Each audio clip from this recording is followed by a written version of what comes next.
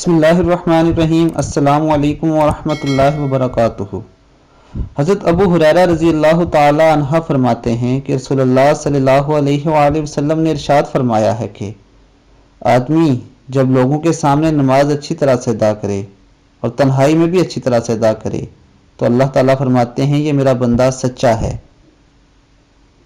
دوستو، اس حدیث سے یہ بات ثابت ہوتی ہے کہ نماز میں ریاکاری کرنا، دکھاوا کرنا سخت اور کبیرہ گناہ ہے، اس سے ہمیشہ بچنا چاہیے۔ اگر کوئی شخص لوگوں کے سامنے تو بہت اچھی طرح سے بنا کے نماز پڑھتا ہے لیکن اکیلے میں تیز تیز سجدے کرتا ہے اور نماز پڑھتا ہے تو یہ چیز اللہ تعالیٰ کو پسند نہیں اور وہ اللہ کا سچا بندہ نہیں ہو سکتا۔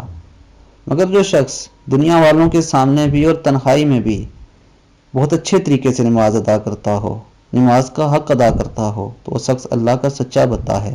اللہ تعالیٰ اسے دنیا اور آخرت دونوں میں نوازیں گے۔ اللہ تعالیٰ ہمیں نبی اکرم صلی اللہ علیہ وآلہ وسلم کے فرمان پر عمل کرنے کی توفیق عطا فرمائے اور قیامت کے دن نبی پاک صلی اللہ علیہ وسلم کے ہاتھوں حوض کوثر نصیب فرمائے۔ اب تک کے لیے اتنا ہی، اپنا بہت خیال رکھیے گا۔ اللہ حافظ۔